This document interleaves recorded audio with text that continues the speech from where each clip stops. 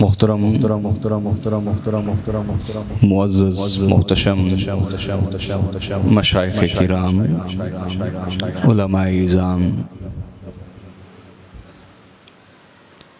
اور آج کے انتہائی مصروفیت بھرے دن میں بڑی محبت کے ساتھ تشریف لائے ہوئے جمیع احباب سب کی بارگاہ میں عاجزانہ سلام پیش کرتا ہوں۔ السلام علیکم ورحمۃ اللہ وبرکاتہ۔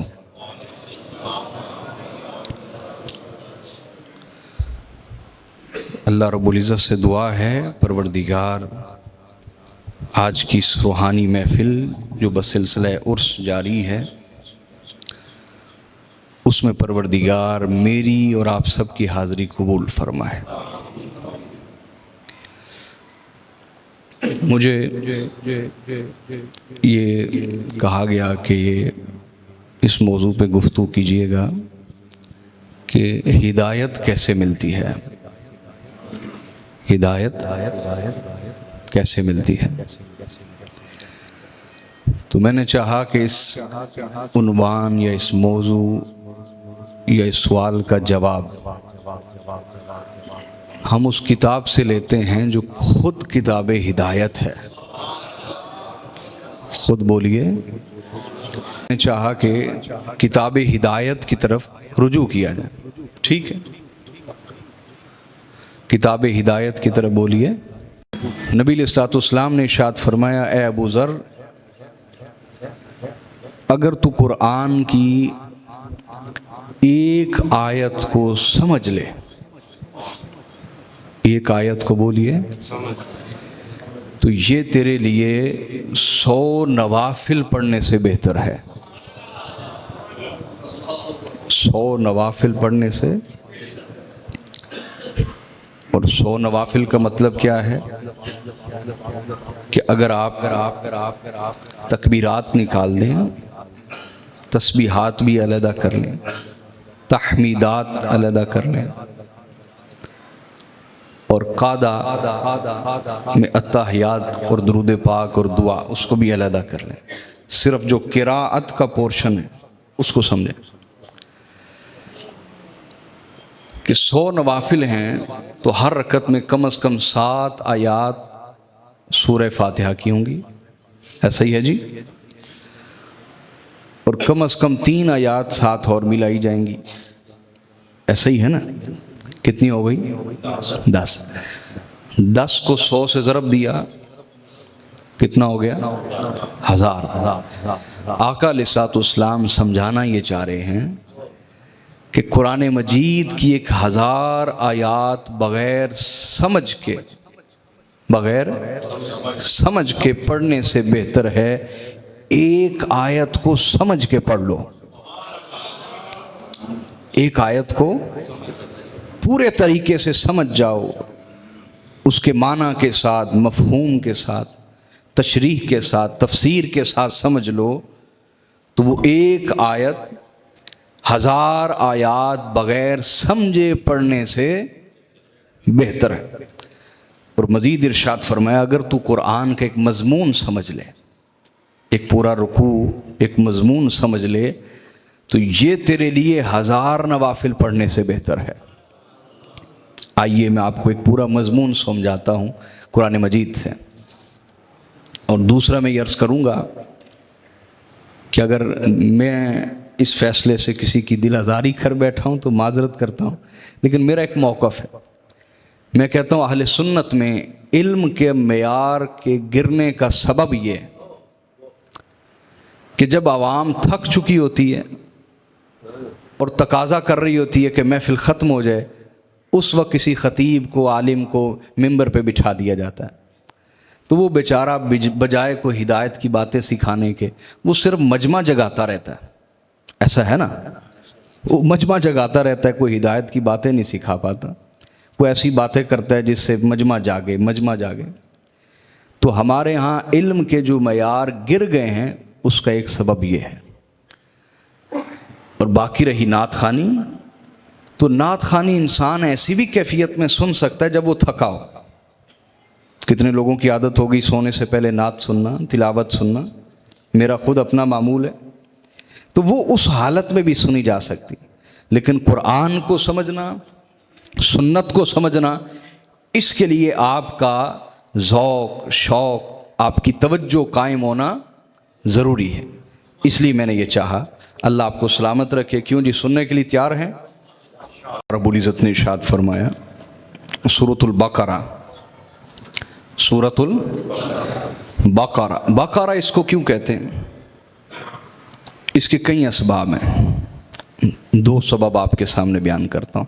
اس سورت کو سورۃ البقرہ کیوں کہتے ہیں؟ ایک وجہ تو یہ ہے کہ بقرہ کا معنی ہے گائے، چونکہ سورت میں بنی اسرائیل کی گائے کا قصہ آتا ہے کہ جناب موسیٰ علیہ السلام نے ان سے فرمایا، جب ان میں قتل ہو گیا تو وہ آئے کہ قاتل کا پتہ نہیں چل رہا، 2 قبیلے آپس میں لڑ کے مر جائیں گے، تو آپ کچھ کیجئے۔ تو آپ نے اللہ تعالیٰ سے دعا کی تو حکم آیا گائے ذبح کرو۔ وہ گائے ذبح کرنے کے بجائے بہت سارے سوالات میں پڑ گئے، اعتراضات میں پڑ گئے۔ تو چونکہ یہ قصہ ہے اس لیے اس کو سورۃ البقرہ کہتے ہیں۔ ایک تو یہ وجہ ہے جو اکثر مفسرین نے لکھی ہے، لیکن یہاں میں آپ کو ایک خاص وجہ بتاتا ہوں جو عام مفسرین نے بولیے نہیں لکھی۔ میری زوجہ کا بھی جو مقالہ ہے پی ایچ ڈی کا، وہ تفسیر پہ ہے، اردو تفاسیر پہ، تو میں ان کے ساتھ مل کے تقریباً اردو کی 150 تفاسیر نظر سے گزاری۔ ان میں سے ایک تفسیر بعض اوقات 12 14 18 جلدوں کی بھی، اور میرا اپنا بھی پی ایچ ڈی کا جو مقالہ ہے وہ تفسیر قرآن کے اوپر ہی ہے، لہٰذا میں کوئی سنی سنائی تقریر عرض نہیں کر رہا، علی وجہ تحقیق بات کر رہا ہوں کہ یہ عام مفسرین نے نہیں لکھا جو ابھی سنانے لگا ہوں کہ اس کو بقرہ کیوں کہتے ہیں۔ بقرہ بولیے کیوں کہتے ہیں، اس کی وجہ جانیے۔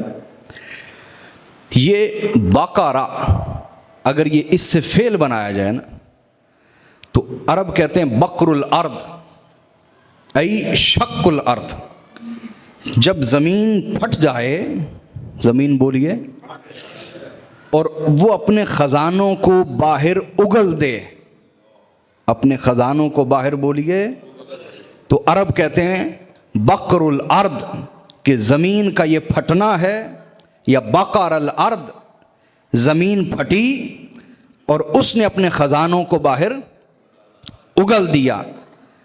تو چونکہ یہ وہ صورت ہے جو پورے کے پورے قرآن مجید کا خلاصہ ہے، جو بھی اس میں غوطہ زنی کرتا ہے تو یہ صورت اپنے معارف کو، اپنے علوم کو، اپنے اسرار کو، اپنے رازوں کو چھپا کے نہیں رکھتی۔ جو بھی اس میں غوطہ زنی کرتا ہے یہ صورت اس پر کھل جاتی ہے، اس پر بولیے کھل جاتی ہے، اپنے اسرار اس پہ ظاہر کر دیتی ہے، اپنے راز اس پہ ظاہر کر دیتی ہے، اپنے علوم ظاہر کر دیتی ہے، اپنے معارف ظاہر کر دیتی ہے۔ تو چونکہ یہ صورت پورے قرآن کے اسرار کا، علوم کا، معارف کا، رازوں کا خلاصہ ہے، اور جو اس میں غوطہ زنی کرتا ہے تو یہ حجابات ہٹا کر اپنے معارف کا سمندر اس پہ انڈیل دیتی ہے، اس لیے اس کو کہتے ہیں سورۃ البقرہ۔ کیا کہتے ہیں؟ وہ سورت جو قرآن کے راز ظاہر کر دے، قرآن کے بولیے۔ اور یہی وجہ ہے کہ حضرت عمر فاروق رضی اللہ تعالی عنہ نے 14 سال لگا کے سورۃ البقرہ مکمل کی۔ اس کا مطلب یہ نہیں کہ اس دوران باقی قرآن نہیں پڑھتے تھے، اس کی ایک الگ روٹین تھی، وہ قرآن پڑھنے کی بولیے الگ روٹین تھی جو دور قرآن کرتے تھے، لیکن غور و فکر کے ساتھ، توجہ کے ساتھ، دقت نظری کے ساتھ، باریک بینی کے ساتھ، تدبر کے ساتھ، تعقل اور تأمل کے ساتھ، غور و فکر کے ساتھ، جو آپ کا قرآن مجید کو پڑھنے کا ایک انداز تھا اس کو پڑھتے رہے، صرف سورۃ البقرہ ختم کرتے 14 سال گزر گئے۔ تو یہ وہ صورت ہے جو اپنے راز ظاہر کر دیتی ہے۔ راز بولیے، آگے چلتے ہیں چونکہ بات کرنی ہے ورنہ پھر اسی پہ رہ جائیں گے. اللہ تعالیٰ نے ارشاد فرمایا الف لام میم. کیا فرمایا بولیے؟ یہ کیا ہے؟ انہیں کہتے ہیں حروف مقطعات. کیا کہتے ہیں؟ جنہیں قطع کر کے پڑھا جاتا ہے, الگ الگ پڑھا جاتا ہے, الگ الگ کر کے. اس کو علم نہیں پڑھا جاتا بلکہ الف لام میم قطع کر کے چونکہ پڑھا جاتا ہے اس لیے کہا جاتا ہے حروف مقطعات. اور ان کے معنی کیا ہیں اس کے بارے بہت سے اقوال ہیں. سب سے احسن قول وہ ہے جو حضرت قاضی ثناء اللہ پانی پتی رحمۃ اللہ علیہ نے تفسیر مظہری میں بیان کیا. آپ فرماتے ہیں حروف مقطعات کیا ہیں؟ سر بین اللہ و رسول. فرمایا یہ اللہ اور اس کے رسول کے درمیان راز ہیں. حروف مقطعات اللہ اور اس کے رسول کے درمیان راز ہیں. اور حضرت سید محمود آلوسی نے تفسیر روح المعانی میں لکھا کہ یہ اللہ اور اس کے رسول کے درمیان راز ہیں حروف مقطعات. لیکن ایسا ضرور ہوتا ہے کہ جس پر سرکار دو عالم توجہ فرما دیں انہیں بھی حروف مقطعات کے معانی کا علم ہو جاتا ہے. جسے ملتا ہے حضور کی نگاہ کے صدقے ملتا. آگے ارشاد فرمائیں ذالک الکتاب, یہ عظیم الشان کتاب ہے, لا ریب فیہ, اس میں کوئی شک نہیں ہے. اس میں اللہ نے یہ نہیں فرمایا لا یراب فیہ, اس میں شک کیا نہیں جاتا. یہ فرمایا وہ تو کافر آج تک نہیں مانے, جو منکرین قرآن ہے وہ آج تک شک تو کر رہے ہیں قرآن میں. اللہ نے یہ نہیں فرمایا اس میں شک کیا جاتا. بولیے نا یار, نہیں یہ نہیں فرمایا, بلکہ فرمایا اس میں شک ہے نہیں. شک ہے, اس کی ہر بات سچی ہے, ہر حکم سچا ہے, ہر امر ہر نہیں سچی ہے, اس کی ہر خبر سچی ہے, ہر قصہ سچا ہے, ہر واقعہ سچا ہے, ہر پیشین گوئی سچی ہے. لیکن پھر بھی جو شک کرتے ہیں پھر بھی بولیے, تو اس کی مثال ایسے ادھر دیکھیے نا.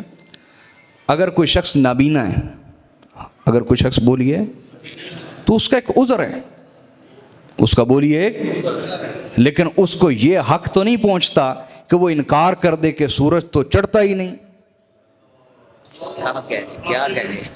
کیوں جی؟ یہ حق نبینے کو پہنچتا ہے. جو نبینا ہے اس کا عذر ہے, ٹھیک ہے, لیکن کیا اسے یہ حق پہنچتا ہے کہ کہے کہ سورج تو کبھی چڑھا ہی نہیں؟ سورج بولیے. تو اگر وہ یہ بات کہے گا تو پھر اسے سیدھا جواب دیا جائے گا کہ اللہ کے بندے یہ قصور تیرا ہے. سورج تو روزانہ چڑھتا ہے, اپنی روشنی بکھیرتا ہے اور ہر طرف اجالا کر دیتا ہے, وہ تو روزانہ چڑھتا ہے. تیرا قصور ہے کہ تو اس سورج کو دیکھنے والی آنکھیں رکھتا نہیں ہے. یہ بات آپ سمجھے کہ نہیں؟ لہذا جو شخص حق کو دیکھنے والی آنکھیں نہ رکھے, حق کو دیکھنے والی بولیے آنکھیں نہ رکھے, تو حق جتنا بھی سر بلند ہو وہ کبھی بھی اس کا مشاہدہ کر پاتا نہیں ہے. حضرت مولانا رومی نے فرمایا نا, آفتاب آمد دلیل آفتاب. فرمایا کہ سورج چڑھ آیا, دلیل کیا ہے؟ سورج خود دلیل ہے. اگر آنکھیں ہیں تو دیکھو تمہیں چڑھا ہوا نظر آئے گا, اور اگر آنکھیں ہی نہیں تو پھر تمہارا اپنا قصور ہے, قرآن کا قصور. دیکھیے توجہ کیجئے میری طرف. جس بندے کو یرکان ہو جائے نا, یرکان کی بیماری ہو جائے, اس کو ہر چیز زرد نظر آتی, ہر چیز بولی ہے. اب وہ کہے کہ یہ زرد کپڑا ہے تو ہم کہیں گے بھائی یہ تیری بیماری کا قصور ہے, کپڑے کا رنگ بدلا. تو جس کے اندر خرابی ہے وہ کہے کہ قرآن میں یہ چیز لائق اعتراض ہے, لائق شک ہے, تو ہم کہیں گے یہ تیرا مرض ہے, یہ تیرا باطن کا, ورنہ قرآن کی ہر بات سچی ہے. یہ بات آپ کو سمجھ آئی یا نہیں آئی؟ آگے ارشاد فرمایا ھدی للمتقین, یہ جو عظیم الشان کتاب ہے یہ متقین کے لیے ہدایت ہے. متقین کے لیے بولیے ہدایت ہے. متقین کے لیے ہدایت. اچھا متقین کون ہوتے ہیں؟ یہ متقی کی جمع ہے. متقی کی بولیے. اور متقی کون؟ جس میں تقوی ہو. جس میں بولیے. اور تقوی کیا ہوتا ہے؟ اس کی بہت ساری تعریفات ہیں. تقوی سادہ لفظوں میں سمجھیے، کسی ایسی چیز سے اپنے آپ کو بچانا جس سے خطرہ لاحق ہو. جس سے بولیے اس سے اپنے آپ کو بچانا، یہ تقوی ہے. جیسے اللہ کا عذاب ہے تو اللہ کے عذاب سے ایسے اعمال کر کے خود کو بچانا جو اللہ تعالیٰ نے مشروع فرمائے، جاری فرمائے قرآن و سنت میں، وہ اعمال کر کے خود کو اللہ کے عذاب سے بچا لینا، یہ عمل تقوی ہے. یہ عمل کیا ہے؟ بولیے تقوی. حضرت عمر فاروق رضی اللہ تعالیٰ نے پوچھا کعب الاحبار سے تقوی کیا ہے؟ انہوں نے کہا امیر المومنین، جب آپ ایسی جگہ سے گزریں جہاں ہر طرف کانٹے ہوں، جھاڑیاں ہوں، تو آپ کیا کرتے ہیں؟ کہا میں اپنی چادر سمیٹ لیتا ہوں تاکہ کانٹے جو ہیں وہ میرے کپڑے نہ پھاڑ دیں. میرے کپڑے. انہوں نے کہا امیر المومنین یہی تقوی ہے کہ یہاں دنیا میں ہر طرف شیطان کے، نفس کے، حب دنیا کے کانٹے ہیں، جھاڑیاں ہیں. لذات دنیا، دنیا کی لذتوں کی جھاڑیاں ہیں. حسد کی، تکبر کی جھاڑیاں ہیں. کوئی حسد کا شکار ہوتا ہے، کوئی تکبر کا شکار ہوتا ہے، کوئی خود پسندی کا کہ خود کو دوسروں سے بہتر سمجھنا، اس مرض کا شکار ہوتا ہے. یہ جھاڑیاں ہیں، ظاہر کی، باطن کی، کہیں زنا کی، کہیں شراب کی، کہیں حسد اور تکبر کی، عجب کی، بدگمانیوں کی، طرح طرح کی جھاڑیاں ہیں، نفس کی، شیطان کی. اپنے عمل کی چادر سمیٹ کے یہاں سے گزر جانا، یہ تقوی ہے. یہ بولیے. اور حضرت سید محمود علوسی نے بڑی خوبصورت تعریف لکھی کہ تقوی کیا ہے. تقوی بولیے. سارے نہیں بولتے یار، میں آپ کا مہمان ہوں، آپ بولیے نا، آپ کے لیے آیا ہوں نا. تقوی بولیے کیا ہے. انہوں نے بڑی خوبصورت تعریف کی. انہوں نے کہا تقوی یہ ہے اللہ یراک اللہ حیث نہاک ولا یفقدک حیث امرک. کہا تقوی یہ ہے کہ اللہ نے تجھے جس جگہ جانے سے منع کیا ہے خدا تجھے اس حالت میں کبھی نہ دیکھے. اللہ نے جس حالت میں ہونے سے تجھے منع کیا ہے خدا کبھی تجھے اس حالت میں نہ دیکھے. اور جس چیز اور جس حالت کا حکم دیا ہے اللہ کبھی تجھے وہاں غیر حاضر نہ پائے. ہائے ہائے، وہاں کبھی غیر حاضر.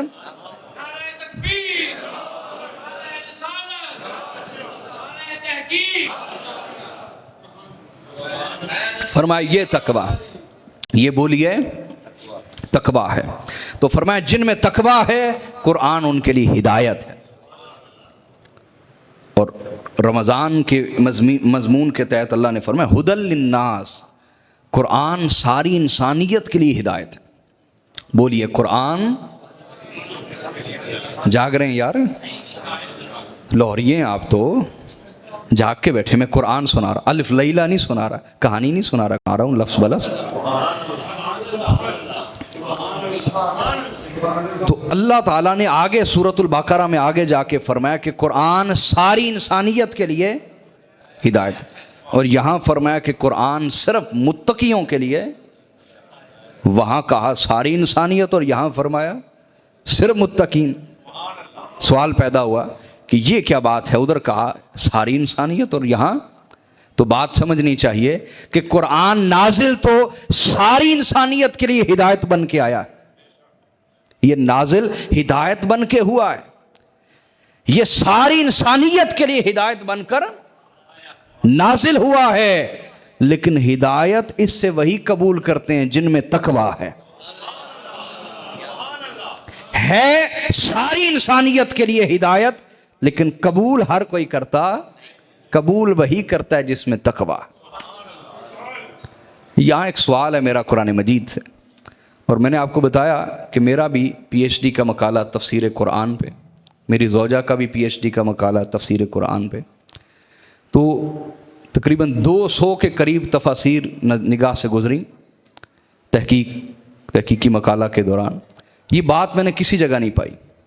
یہ میرا ذاتی سوال ہے قرآن سے کہ قرآن کہتا ہے ہدایت اس کو ملتی ہے جس میں تقوی ہو. تو اس کا مطلب یہ کہ پہلے تقوی حاصل کیا جائے پھر ہدایت ملے گی، یا ہدایت کے بعد تقوی ملتا ہے؟ کیوں بھائی سوال ویلڈ ہے یا نہیں ہے؟ سوال ویلڈ ہے یا نہیں کہ ہدایت کے بعد تقوی ملتا ہے یا پہلے تقوی ہو تو ہدایت ملتی ہے؟ کیوں بھائی سوال ہے کہ نہیں؟ بولیے تو صحیح. میں ایک چھوٹا سا طالب علم قرآن مجید کا، تو میں ایک انتہائی چھوٹے حقیر طالب علم کے طور پر سوال کر رہا ہوں کہ قرآن کہہ رہا ہے کہ ہدایت اس کے لیے ہے جو تقوی والا ہے. تو باری تعالیٰ ہم تو یہی سمجھتے تھے کہ ہدایت آئے گی تو تقوی آئے گا، لیکن یہاں کہاں جا رہا ہے کہ پہلے تقوی ہوگا تو ہدایت آئے گی. کیوں بھائی سوال سمجھ آیا ہے؟ جس کو سوال نہ سمجھ آئے اس کو جواب بھی سمجھ نہیں آتا. سوال سمجھ آیا آپ کو؟ ہاں اس کا جواب لیجئے. جواب یہ ہے، یاد رکھیں تقوی کے مدارج ہیں، درجے ہیں. تقوی کے کیا ہیں؟ درجے ہیں، مدارج ہیں، سٹیجز ہیں، مختلف حالتیں، درجات ہیں تقوی کے. یہاں جو اللہ تعالیٰ فرما رہا ہے کہ ہدایت اس کو ملے گی جس میں تقوی ہوگا، تو یہاں سے مراد کیا ہے؟ یہاں سے مراد اصل میں تقوی کی صلاحیت ہے. تقوی کی کیا ہے؟ جس میں تقوی کی صلاحیت پائی جائے، جس میں بولیے صلاحیت پائی جائے، اور وہ اس صلاحیت کے ساتھ جب قرآن کو پڑھے گا اس کے لیے ہدایت کے دروازے کھل جائیں گے. اور جب ہدایت کے دروازے کھلیں گے تو تقوی درجہ بدرجہ بڑھنا شروع ہو جائے گا. درجہ بدرجہ بولیے بڑھنا شروع ہو جائے گا. ابتدا صلاحیت تقوی سے ہوتی ہے، اور پھر منتہا اور کمال تو وہ تو پھر اتنے درجے ہیں کہ خود ہمارے آقا بھی نماز میں یہی کہتے تھے، اہدنا الصراط المستقیم. حضرت قاضی ثناء اللہ پانی پتی نے یہاں لکھا تفسیر مظہری میں، فرماتے ہیں چونکہ ہدایت کے، اللہ کی قربت کے اتنے درجے ہیں کہ جہاں انسان سمجھے کہ یہ انتہا ہے، وہاں سے کروڑوں درجات اور شروع ہو جاتے ہیں.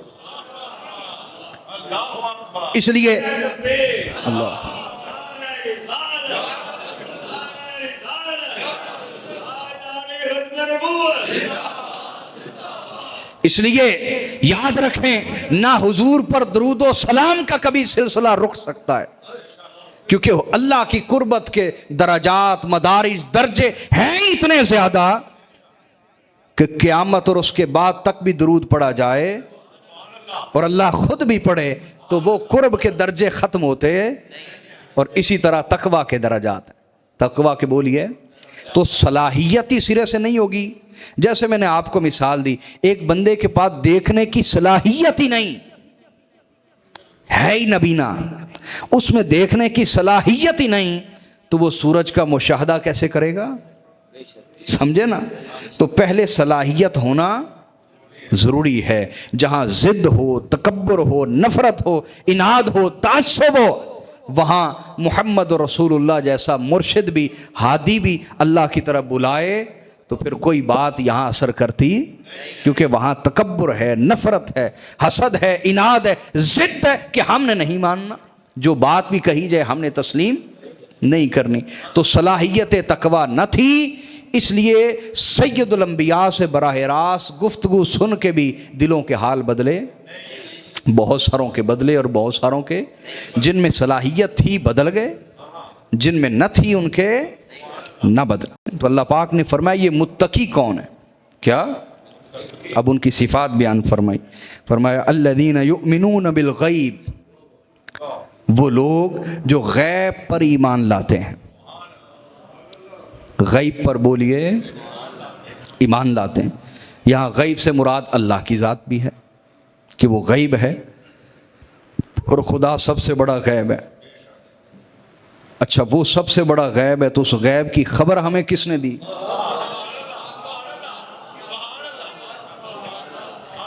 وہ سب سے بڑا غیب ہے، اس سے بڑا تو کوئی غیب نہیں نا۔ اس کی ذات، اس کی صفات سب سے بڑا غیب، اس سے بڑا تو کوئی غیب نہیں نا۔ تو وہ غیب ہمیں بتایا کس نے؟ ہائے ہائے ہائے، عجیب بات نہیں کہ سب سے بڑا غیب جس نبی نے بتا دیا اس کے بارے آج تک کہتے ہیں کہ غیب کی خبر نہ تھی۔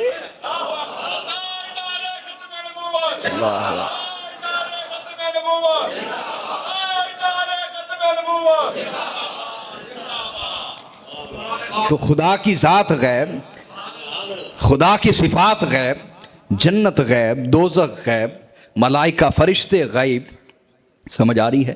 وہی غیب، وہی بولیے غیب۔ آج سارے اس رسول کے کہنے پر یہ سارے غیب مانتے ہیں، لیکن رسول کو غیب کا علم ہے یہ نہیں مانتے۔ کیسی بدبختی ہے، کیسی بدبختی ہے، کیسی یہ تو ضد ہے، یہ کبھی بھی حق ہو سکتا، یہ ضد ہے۔ اللہ اس سے پناہ عطا فرمائے۔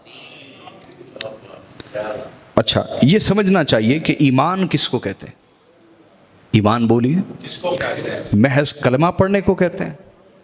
اللہ نے اس کی نفی کی۔ اب میں قرآن کی تفسیر قرآن سے ہی کروں گا، اور کسی جگہ ضرورت پڑی تو حدیث کی طرف جاؤں گا، تیسرے درجے پہ نہیں اتروں گا۔ قرآن کی تفسیر قرآن سے یا سنت سے۔ سورہ حجرات پڑھیں، اللہ تعالیٰ کیا فرماتے ہیں؟ وقالت الاعراب آمنا، یہ دیہاتی کہتے ہیں ہم بھی مومن ہو گئے، ہم بھی، کہ رسول کے ہاتھ پر کلمہ پڑھا، دو چار نمازیں پیچھے پڑھی، اندر لالچ ہیں، تو کہتے ہیں ہم بھی مومن ہو گئے۔ ہم بھی بولیے، اللہ پاک نے فرمایا نا، قل لم تؤمنوا، رسول فرما دیجئے تم ہرگز مومن نہیں ہوئے۔ دوسری نفی، وَلَمَّا يَدْخُلِ الْإِيمَانُ فِي قُلُوبِكُمْ، ایمان تو سرے سے تمہارے دلوں میں داخل نہیں ہوا۔ لم اور لما کا فرق ہے، ایمان تو سرے سے تمہارے دلوں میں داخل ہی، تو پھر ہم کیا ہیں؟ اے حبیب فرما دیجئے قُولُوا أَسْلَمْنَا، کہو ہم مومن نہیں ہوئے، ابھی صرف مسلم ہوئے ہیں، ابھی صرف مسلمان ہوئے ہیں، کہ لوگوں کی نظر میں ایک بھرم ہے کہ ہم نے کلمہ پڑھ لیا، ہم نے خود کو مومن نہ کہو، مسلم کہو۔ صحیح بخاری کی حدیث مبارکہ، اور میرا ایم فل کا مقالہ صحیح بخاری شریف ہے۔ حضرت سعد بن ابی وقاص رضی اللہ تعالیٰ عنہ فرماتے ہیں کہ آقا علیہ الصلوۃ والسلام مال غنیمت تقسیم کر رہے ہیں، تو میرا ایک دوست تھا، حضور نے اسے نہ دیا، باقی سب کو دے رہے ہیں۔ میں نے کہا یا رسول اللہ اسے بھی دیں، اللہ کی قسم یہ مومن ہے، اللہ کی قسم یہ۔ حضور نے فرمایا مؤمنم ام مسلمہ، مومن ہے یا مسلم ہے؟ کہتے میں خاموش ہو گیا کہ مجھے کیا خبر۔ تھوڑی دیر بعد میں پھر بولا حضور اسے بھی دیجئے نا، اللہ کی قسم یہ مومن ہے۔ حضور نے فرمایا مومن ہے یا مسلم ہے؟ 3 بار میرے آقا نے فرمایا کیا؟ تو حاضرین ایمان کیا ہے سمجھنا چاہیے۔ چند حدیث سے تفسیر لاتا ہوں۔ آقا علیہ الصلوۃ والسلام نے ارشاد فرمایا لا يؤمن احدكم حتى اكون احب اليه من والده وولده والناس اجمعین، متفق علیہ۔ صحیح بخاری صحیح مسلم کی متفق علیہ روایت۔ آقا علیہ الصلوۃ والسلام نے ارشاد فرمایا تم میں سے کوئی شخص اس وقت تک ایمان والا نہیں ہو سکتا جب تک اپنے والدین، اپنے والدہ وولدہ، اپنے والدین، اپنی اولاد اور تمام انسانیت سے بڑھ کر مجھ سے محبت کرنا نہ شروع کر دے۔ محض کلمہ، نمازیں، عبادات جاری ہیں، لیکن دل میں عشق رسول نہیں ہے۔ حضور کا نام آنے پر تڑپ جانا، محبت سے جھوم جانا، وہ ایک محبت کی جو کیفیات ہیں، واردات ہیں، وہ دل پر وارد نہ ہو، انسان ٹس سے مس نہ ہو کہ محبوب کی بات ہو رہی ہے۔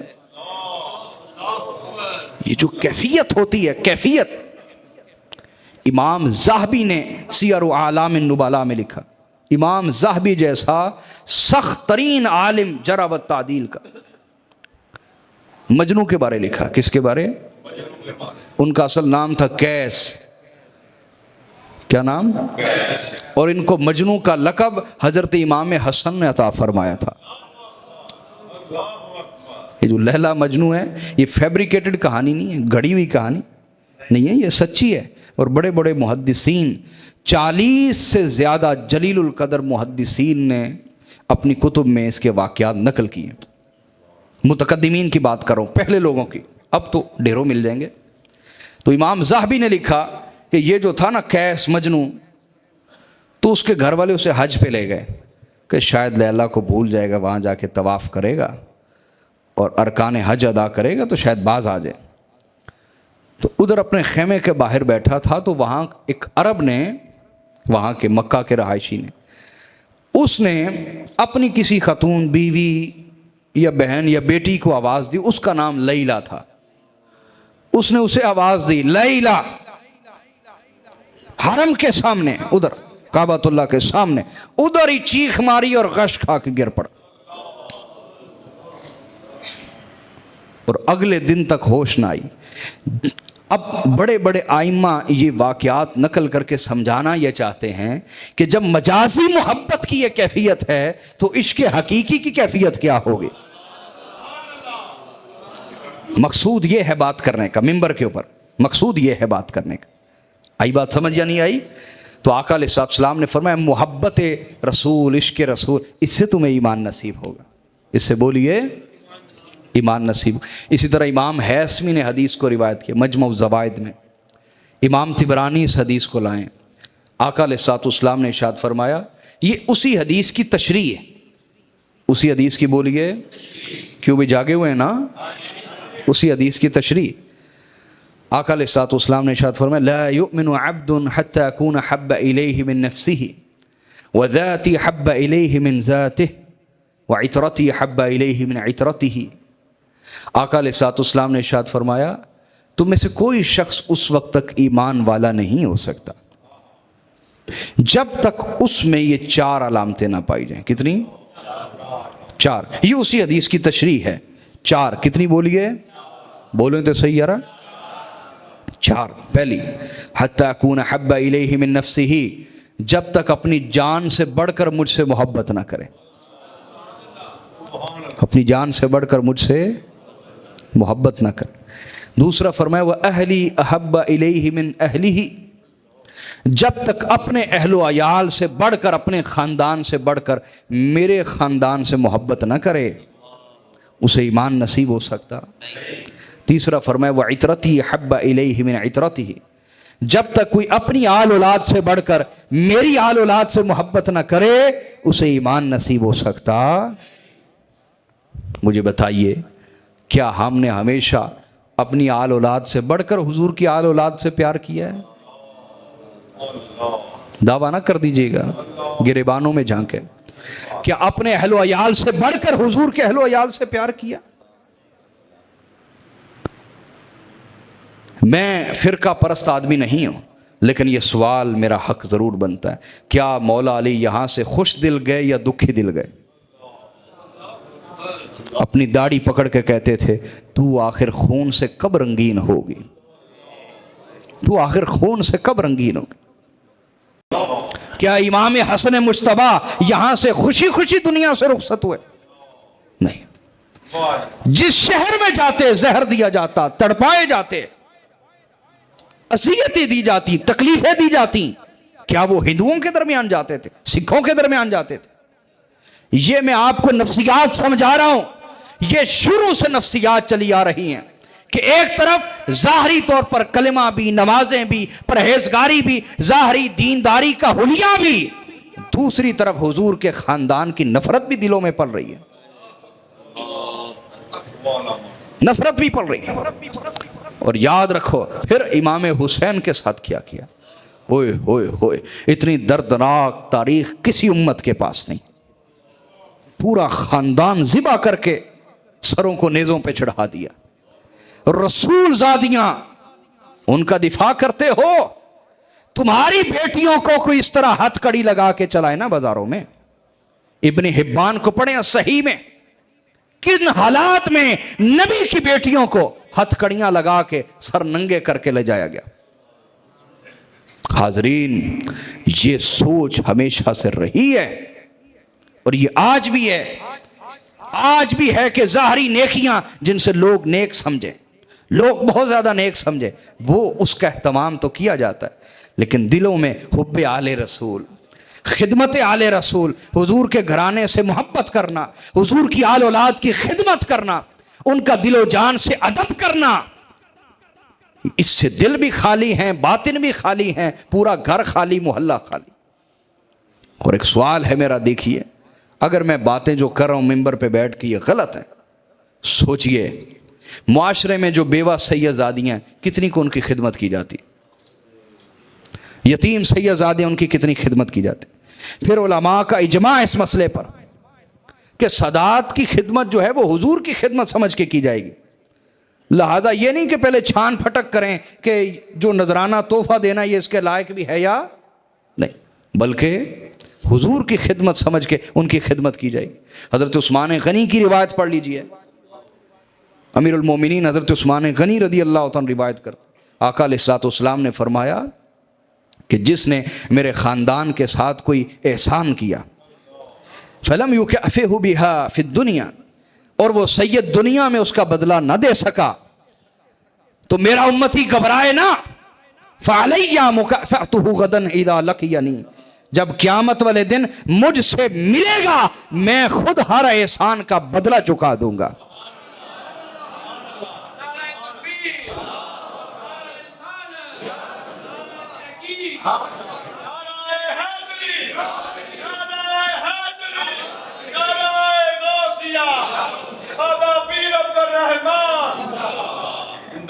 حاضرین شروع سے لے کے آج تک نبی کے گھر سے نفرت کی دلیل ہر بندے کے پاس موجود ہے.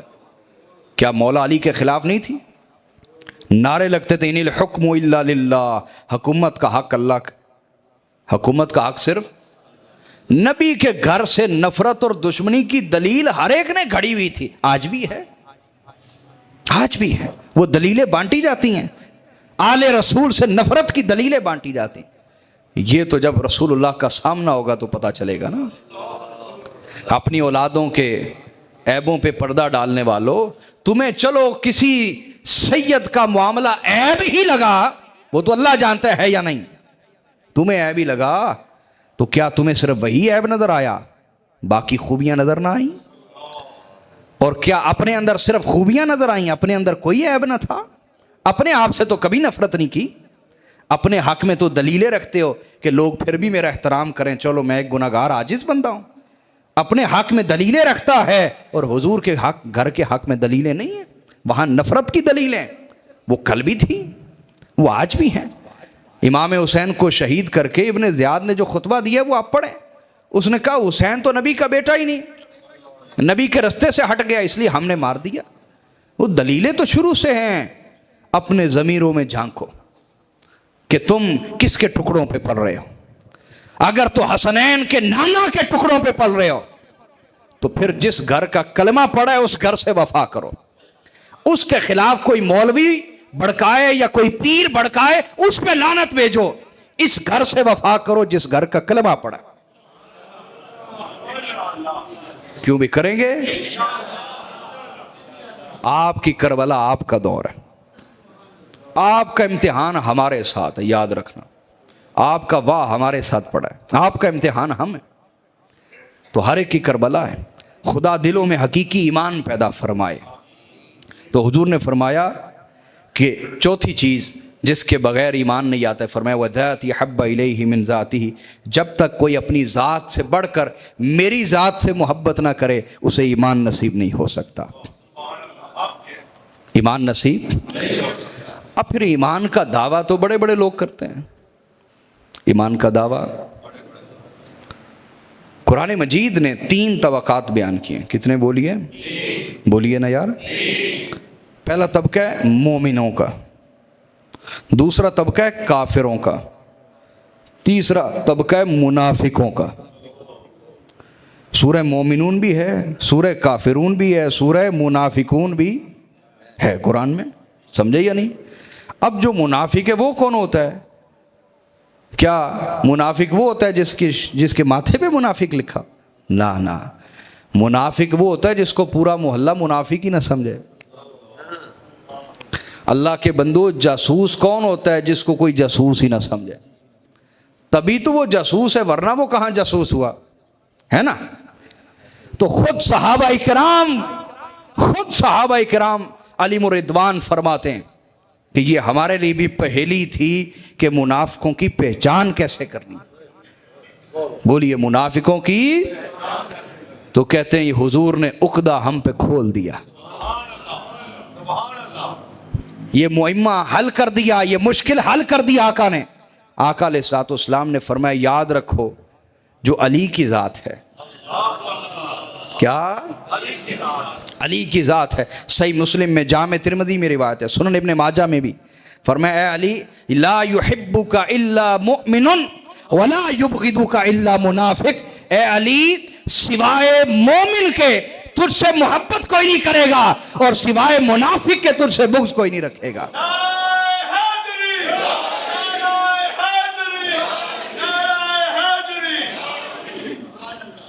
تو یہ خود صحابہ کرام جامع ترمذی پڑھیں، جمع الفوائد پڑھیں، وہ کہتے ہیں اِنَّا كُنَّا لَنَعْرِفُ الْمُنَافِقِينَ بِبُغْضِهِمْ عَلِيًّا، ہم منافقوں کی پہچان ہی ذکر علی سے کرتے تھے۔ حضور وہ کیسے، ذکر سے کیسے پہچان ہو گئی؟ کہا بھائی ذکر کر کے ہم چہروں کو دیکھتے رہتے تھے، جس چہرے پر بغض کے اثرات ہوتے ہم سمجھ جاتے یہ منافق ہے، اور جس چہرے پر محبت کے اثرات ہوتے ہم پہچان جاتے مومن حقانی ہے۔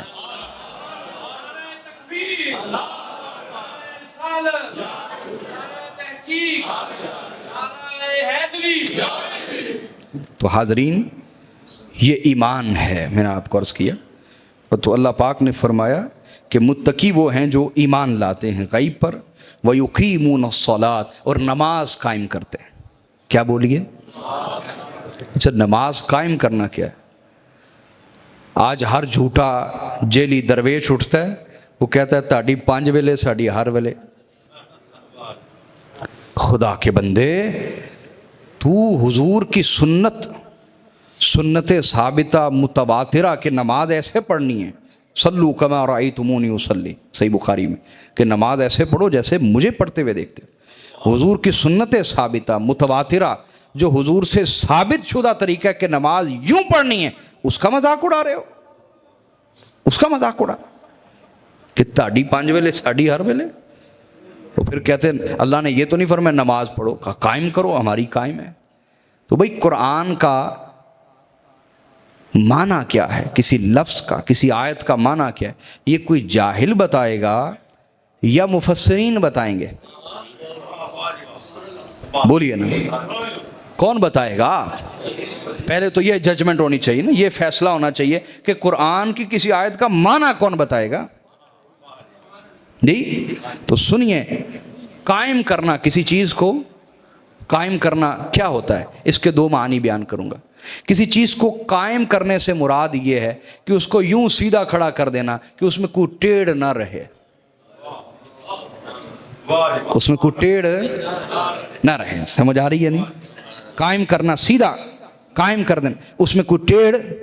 تو اللہ پاک سمجھانا یہ چاہ رہے ہیں کہ نماز کو یوں ادا کیا کرو، نماز کو بولیے کہ اس کی ادائیگی میں اور ادائیگی کے ادب میں کوئی ٹیڑھ نہ رہے۔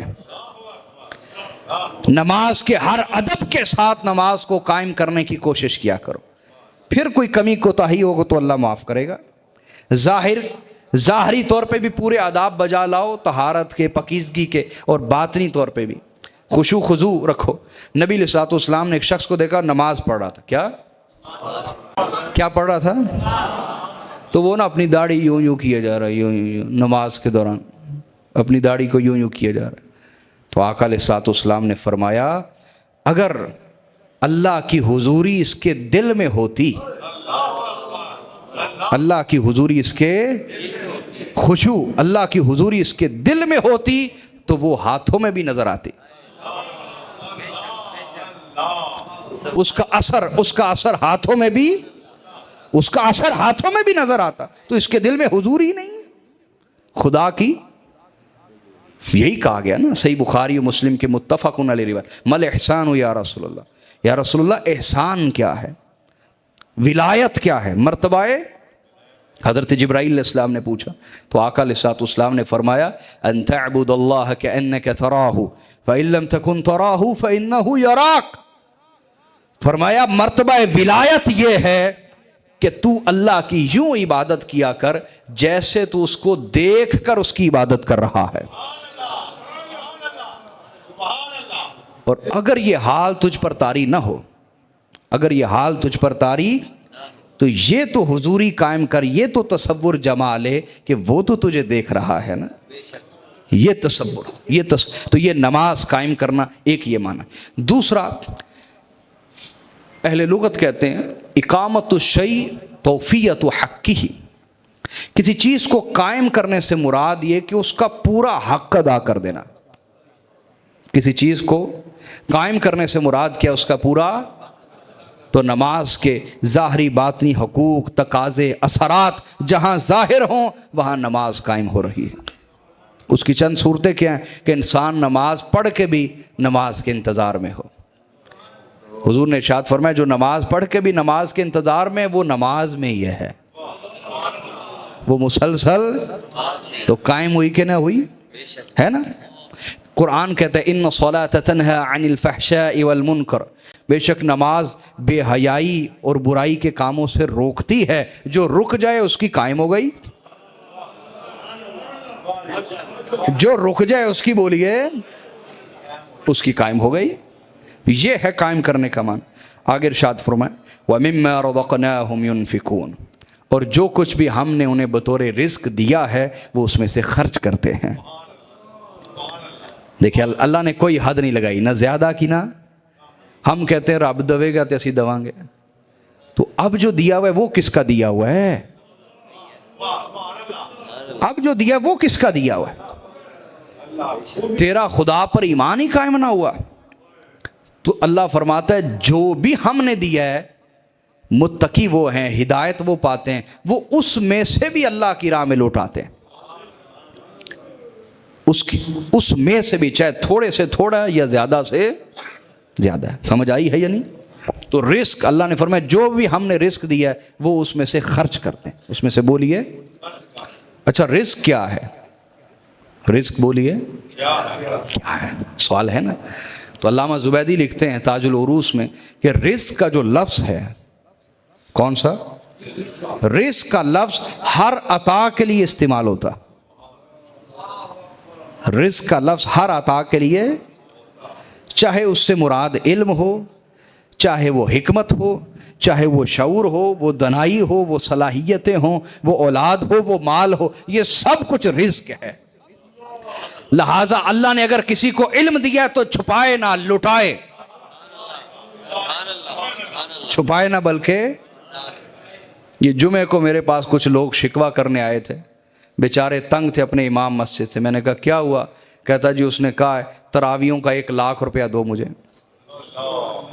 منہ سے مانگ رہا ہے 1,00,000 روپے سے کم دو گے تو میں تراویح نہیں پڑھاؤں گا، رمضان سے پہلے کی لڑائی مسجد میں پڑی ہوئی، اللہ پناہ عطا فرمائے۔ وَمَنْ أَظْلَمُ مِمَّنْ كَتَمَ شَهَادَةً عِنْدَهُ مِنَ اللَّهِ، اس سے بڑا ظالم کون ہے جس کے پاس اللہ کی طرف سے کوئی علم موجود ہے اور وہ اس کو چھپا جائے، وہ اس کو چھپائے۔ اللہ نے کہا اس سے بڑا ظالم کون؟ تو جس کو اللہ نے علم دیا چھپائے نہ بلکہ لٹائے، حکمت دی ہے لٹائے۔ یہ حکیم لوگ جو ہوتے ہیں نا قبر میں نسخے لے جاتے ہیں، یہ کسی کو نہیں دیتے، یہ ظالم ہے۔ کم از کم اپنے 8-10 شاگرد تیار کر کے ان کو نسخے لکھوا دیں، علم چھپائے نہ۔ اور اسی طرح ہم نے دیکھا، میں میٹرک میں پڑھتا تھا، ایک پیر صاحب کے پاس گیا ملنے، میں نے کہا جی کوئی وظیفہ دے دیں، انہوں نے کہا پہلے مرید ہو پھر وظیفے دیں گے۔ سمجھ آ رہی ہے نہیں آ رہی؟ لا حول ولا قوت الا باللہ. اتنے سینے تنگ ہو گئے کہ کوئی اللہ کو یاد کرنا چاہتا ہے، وہ اللہ کو یاد کرنے کا طریقہ بھی نہیں بتا رہے، دل تنگ ہو گئے. تو اللہ نے فرمایا ہدایت انہیں ملتی ہے جو خدا کی عطا کو لٹاتے ہیں. یہ چھوٹی بات نہ سمجھیں، یہ چھوٹی بات نہ. کنجوسی آج وَأُحْضِرَتِ الْأَنفُسُ الشُّحَّ قرآن نے کہا، طبیعتوں میں کنجوسی رکھ دی گئی. طبیعتوں میں ہر شخص کہتا ہے آئے جائے نا، کنجوسی رکھ دی گئی. اس کو مارنا، بخل کو، کنجوسی کو، یہ معمولی چیز نہیں، یاد رکھیں. یہ بڑے بڑے پیر کہلانے والے، علماء کہلانے والوں سے نہیں مرتی. یہ ایسی چیز ہے کنجوسی، خدا کی راہ میں لوٹانا. آ رہی بات سمجھ کے نہیں؟ اور نبی علیہ الصلوۃ والسلام نے فرمایا کنجوسی ایک درخت ہے جو دوزخ میں لگا ہوا ہے. کہاں لگا ہوا ہے؟ اور اس کی شاخ دنیا میں، جو اس کی شاخ پکڑ لے گا وہ اس کو اپنے ساتھ دوزخ میں لے جائے گا. اور سخاوت ایک درخت ہے، سخاوت ایک جو جنت میں لگا ہے، اور اس کی شاخ دنیا میں، جو اس کو پکڑ لے گا اپنے ساتھ، وہ درخت اسے جنت میں لے جائے گا. اللہ سخی ہے، اس کا دوست کوئی کنجوس نہیں ہو سکتا. کوئی کنجوس اس کا دوست نہیں ہو سکتا.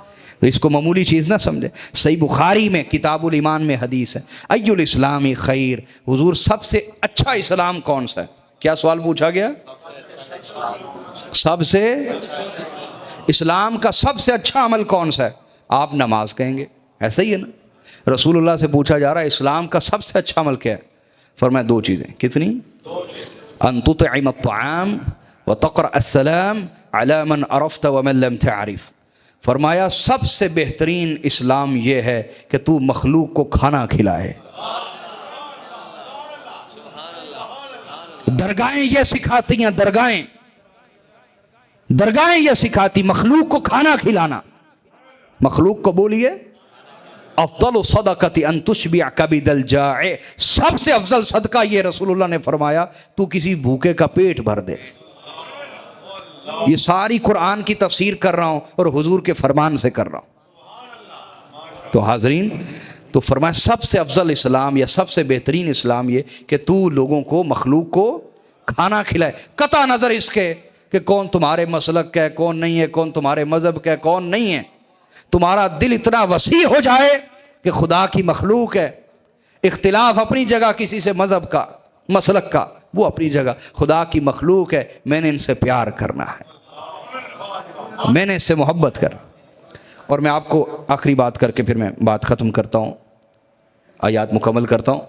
جان لیجئے صوفیاء تبلیغ میں ہمیشہ کامیاب کیوں ہوئے اور اکثر خشک علماء ناکام کیوں ہوئے؟ خشک علماء ناکام آج بھی ناکام ہو رہے ہیں. وجہ کیا ہے؟ وجہ بڑی، میں آپ کو حکمت کی بات بتانے لگا ہوں. بڑی حکمت کی، کسی کتاب سے نہیں ملے گی آپ کو، حکمت کی بات بتانے لگا. وہ یہ دیکھیں، جب آپ کسی شخص کا رد کرنے کی کوشش کرتے ہیں نا، مثلا کوئی کافر ہی ہے، آپ اس کا رد کرنے کی کوشش کرتے ہیں نا، تو وہ ایک دفاعی حالت میں آ جاتا ہے. وہ اپنا دفاع کرتا ہے. کیا کرتا ہے؟ وہ ایکسیپٹنس، قبولیت کی حالت میں نہیں ہوتا، وہ ریپیل کرتا ہے، دفاع کرتا ہے. دفاع ایسا ہے یا نہیں؟ صوفیاء کیا کرتے ہیں؟ صوفیاء ایسے لوگوں پہ ہٹ نہیں کرتے، کوئی بات ہٹ بولیے، بلکہ ایک سافٹ میسج دے دیتے ہیں. ایک سافٹ میسج، ایک نرمی والا پیغام دے دیتے ہیں. اپنے عمل سے، اپنے کردار سے کوئی محبت بھرا پیغام دے دیتے ہیں، بغیر کہے، جو اس کے دل پہ اثر کر جاتا ہے. آج اسی کی ضرورت ہے. ہم آپس میں لڑی جا رہے ہیں اور یہود تالیاں ماری جا رہے ہیں. امت کی آپس کی لڑائیاں اسلام کو نقصان دے رہی ہیں اور رسول اللہ کو تکلیف دے رہی ہیں اور یہودیوں کے سینے ٹھنڈے کر رہی ہیں. لہذا سوچو کہ میں ممبر پہ لڑانے بیٹھتا ہوں یا ملانے بیٹھتا. اللہ ہماری اصلاح فرمائے.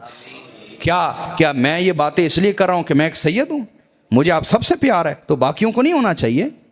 ہونا چاہیے، سب سے محبت ہونی چاہیے. ہم ایک نبی کی امت. اور میں یہاں یہ بات سمجھا دوں، آج جو فلسطین میں یہودیوں نے قتل عام کیا ہے، کیا انہیں ان سے کوئی دشمنی ہے؟ نا، یہ بالکل جھوٹ ہے، اپنے دماغ سے نکال دیں۔ وہ ہمارے خلاف جو سازشیں کر رہے ہیں، کیا ان کی آپ سے میرے سے کوئی دشمنی ہے؟ او بھائی میں تو کسی یہودی عالم سے ملا ہی نہیں آج تک، میرے سے کیا دشمنی ہوگی اس کی؟ نہ اس کی دشمنی میرے ساتھ ہے نہ آپ کے ساتھ ہے۔ یاد رکھو وہ آج بھی دشمنی محمد رسول اللہ سے کر رہے ہیں۔ نہ وہ آپ کو جانتے، نہ آپ کو جانتے، نہ آپ کو جانتے، نہ ہم انہیں جانتے۔ دشمنی کس بنیاد پہ ہے؟ دشمنی وہ رسول اللہ سے کر رہے ہیں، محمد رسول اللہ سے دشمنی ہے۔ اگر اپنے نبی کے سچے غلام ہو تو آپس میں لڑنے کی بجائے اس دشمن سے لڑنے کی کوشش کرو، ورنہ اپنی زبان بند کر لو اور دین کا نقصان نہ کرو۔ انہیں دشمنی، وہ آپ کو جانتے بھی نہیں یار، آپ کا نام کیا، آپ کس کے بیٹے ہیں، لیکن پھر بھی دشمنی کیوں ہے؟ دشمنی رسول اللہ کی وجہ سے۔ کاش آپ کو یہ بات سمجھ آ جائے جو میں سمجھا کے جا رہا ہوں۔ تو اللہ پاک نے فرمایا والذین یؤمنون بما انزل الیک وما انزل من قبلک، یہ متقی وہ ہیں جو اس پہ بھی ایمان لاتے ہیں جو ہم نے آپ پہ نازل کیا، قرآن اور سنت دونوں چیزیں نازل ہوئی، وما انزل من قبلک، اور جو آپ سے پہلے نازل ہوئی، تورات، انجیل، زبور وغیرہ۔ اور یہ ختم نبوت کی دلیل ہے کہ آگے یہ نہیں فرمایا وما ينزل من بعدک، جو آپ کے بعد نازل کیا جائے گا، یہ فرمایا۔ قادیانی کہتے ہیں نا ہم اسی قرآن کو مانتے ہیں نا، اسی قرآن کو مانتے ہیں، تو اگر اس کے بعد بھی کوئی ہدایت آنی ہوتی تو اللہ فرماتا وما ينزل من بعدک، جو آپ کے بعد نازل کی جائے گی اس پہ بھی ایمان لاتے ہیں، لیکن اللہ نے فرمایا لہٰذا ختم نبوت ہو گئی۔ اور آگے ارشاد فرمایا وبالآخرۃ ہم یوقنون، اور وہ آخرت پر ایقان رکھتے ہیں، مکمل یقین رکھتے ہیں۔ ایقان کس کو کہتے ہیں؟ اہل لغت نے کہا انتفاء الشک، ایسا درجہ جہاں شک نام کی کوئی چیز ہی نہ رہے، اس کو کہتے ہیں ایقان۔ تو فرمایا ہدایت انہیں ملتی ہے جو آخرت پر ایقان رکھتے ہیں۔ کیا رکھتے ہیں؟ ادھر دیکھیے میرے بھائیوں، میرے بزرگوں، میری طرف دیکھیے۔ عقیدہ آخرت کیا چیز ہے؟ ہم جو پڑھتے ہیں وہ برحق ہے، جو یاد کرتے ہیں وہ برحق ہے، لیکن کنسپٹ سمجھے۔ عقیدہ آخرت کوئی رکھتا ہے یا نہیں رکھتا؟ کیسے ثابت ہوگا؟ تب جب وہ آخرت کے احساس میں جینا شروع کر دے گا۔ بولیے آخرت کے، جو آخرت کے احساس میں نہیں نہ جیتا، وہ زبان سے جتنا مرضی کہہ لے تو کبھی بھی آخرت پر ایقان اور یقین ثابت ہو سکتا؟ تو اصل میں یہ آخرت کے احساس میں جینا ہے۔ بولیے آخرت کے احساس میں جینا ہے۔ تو اللہ پاک نے فرمایا جن میں یہ خوبیاں ہوں اولئک علی ھدی من ربہم، انہیں ہی اپنے رب کی طرف سے ہدایت نصیب ہوتی ہے۔ اور لفظی ترجمہ یہ کہ یہی وہ لوگ ہیں جو اپنے رب کی طرف سے ہدایت پر ہیں، یہی وہ لوگ ہیں جو اپنے رب کی طرف سے، وَأُولَئِكَ هُمُ الْمُفْلِحُونَ، اور یہی وہ لوگ ہیں جو فلاح پا جانے والے ہیں۔ فلاح کیا چیز ہے؟ فلاح بولیے۔ حضرت سید محمود علوسی نے فرمایا لَيْسَ فِي كَلَامِ الْعَرَبِ كُلِّهِ أَجْمَعَ مِنْ لَفْظَةِ الْفَلَاحِ لِخَيْرَيِ الدُّنْيَا وَالْآخِرَةِ، کہا پوری عربی زبان میں ہر دنیا کی خیر، ہر آخرت کی خیر کو جمع کر لیں تو فلاح سے زیادہ جامع لفظ کوئی نہیں۔ فلاح کا معنی یہ کہ دنیا کی بھی ہر خیر جمع ہو گئی، آخرت کی بھی ہر خیر جمع۔ تو حاضرین یہ سفر ہدایت ہے، اور ہدایت کا اپنا معنی کیا ہے میں آخر میں بتانا چاہ رہا تھا۔ ہدایت کا اپنا معنی ہے دلالتم باللطف، کوئی محبت اور مہربانی کے ساتھ منزل پر چلا دے، کوئی محبت اور مہربانی کے ساتھ رستہ دکھا دے، منزل پہ چلا دے اور پھر منزل پر پہنچا دے، یہ ہدایت ہے۔ ہدایت کے 3 درجے، اراءۃ الطریق سے شروع ہوتا ہے، کوئی محبت اور پیار سے رستہ دکھا دے، پھر اس رستے پر چلا دے اور پھر منزل پر پہنچا دے۔ اور یہی ہم اللہ سے کہتے ہیں اہدنا الصراط، اے مہرباں، اے میرے ہمدم تھام لے مجھے، اے میرے ہمدم تھام لے مجھے، زندگی چھوڑ کے آیا ہوں میں۔ کوئی عاشق نماز میں یوں کہتا ہے اے میرے ہمدم تھام لے مجھے، زندگی چھوڑ کے آیا ہوں، تو جو یوں کہے وہ تھام لیتا ہے، رستہ بھی دکھاتا ہے، چلاتا بھی اور منزل پہ بھی پہنچاتا۔ اللہ پاک میری حاضری قبول فرمائے، اور کوئی سخت جملہ بول بیٹھا ہوں اللہ معاف فرمائے۔ سلامت رہیے، ہمیشہ آباد رہیے، خوش رہیے۔ والسلام علیکم ورحمۃ اللہ۔